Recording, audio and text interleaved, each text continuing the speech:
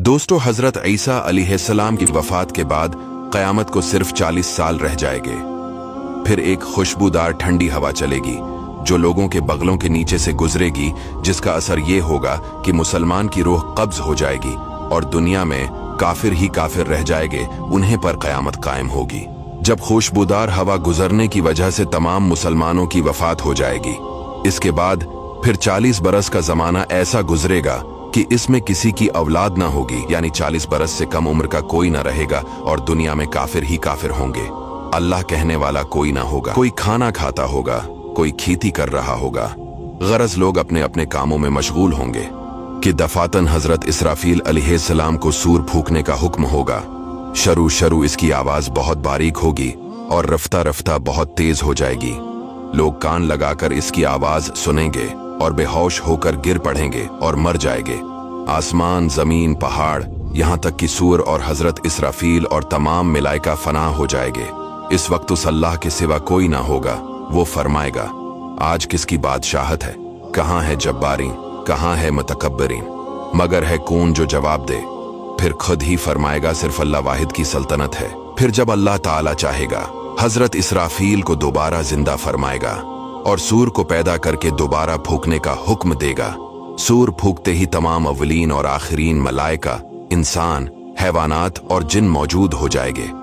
सबसे पहले हुजूर सल्लल्लाहु अलैहि वसल्लम अपने कब्र मुबारक से यूं बरामद होंगे कि दाहिने हाथ में सिद्दीक़ अकबर का हाथ, बाएं हाथ में फारूक आज़म। फिर मक्का और मदीना के मकाबिर में जितने मुसलमान दफन है, सबको अपने हमराह लेकर मैदान हशर में तशरीफ ले जाएंगे। ये मैदान हशर मुल्क शाम की जमीन पर कायम होगा। इस दिन जमीन ताबने की होगी और आफताब एक मेल के फैसले पर होगा। दोस्तों, आफताब 4000 बरस की राह के फैसले पर है और इसकी तरफ आफताब की पीठ है। फिर भी जब सर के मुकाबिल आ जाता है, घर से बाहर निकलना दुश्वार हो जाता है। इस वक्त की एक मील के फैसले पर होगा। तेज और गर्मी का क्या पूछना, और अब मिट्टी की जमीन है, मगर गर्मियों की धूप में जमीन पर पांव नहीं रखा जाता। इस वक्त जब ताबने की होगी और इस कदर से पसीना निकलेगा, 70 गुज जमीन में जज्ब हो जाएगा। फिर जो पसीना जमीन ना पी सकेगी, वो ऊपर चढ़ेगा। किसी के टखनों तक होगा, किसी के घटनों तक, किसी के कमर, किसी के सीने तक, किसी के गले तक, और काफिर के मुंह तक चढ़कर मिसले लगाम के जगड़ जाएगा, जिसमें वो डबकियां खाएगा। जबानें सूख कर कांटा हो जाएंगी, बाजों की जबानें मुंह से बाहर निकल आ जाएंगी, दिल अबल कर गले को आ जाएंगे। जिसने चांदी सोने की ज़कात न दी होंगी, इस माल को खूब गर्म करके उसकी पेशानी पर दाग करेंगे, यहां तक कि लोगों का हिसाब खत्म हो। फिर बावजूद इन मुसीबतों के कोई किसी का प्रसाने हाल ना होगा। भाई से भाई भागेगा, माँ बाप औलाद से पीछा चढ़ाएंगे, बीबी बच्चे अलग जान चराएंगे। हर एक अपनी अपनी मुसीबत में गिरफ्तार, कौन किसी का मददगार होगा।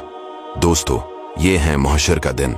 इसके बाद लोग तमाम नबियों के पास मदद के लिए पुकारेंगे, लेकिन कोई मदद नहीं करेगा सिवाय हमारे प्यारे आका सल्लल्लाहु अलैहि वसल्लम के। इसीलिए दोस्तों, अपने नबी सल्लल्लाहु अलैहि वसल्लम से मोहब्बत कीजिए। हुजूर पेश हक मज़दा शिफात का सुनाते जाएंगे, आप रोते जाएंगे, हमको हंसाते जाएंगे। दोस्तों, इस वीडियो को शेयर जरूर कीजिएगा।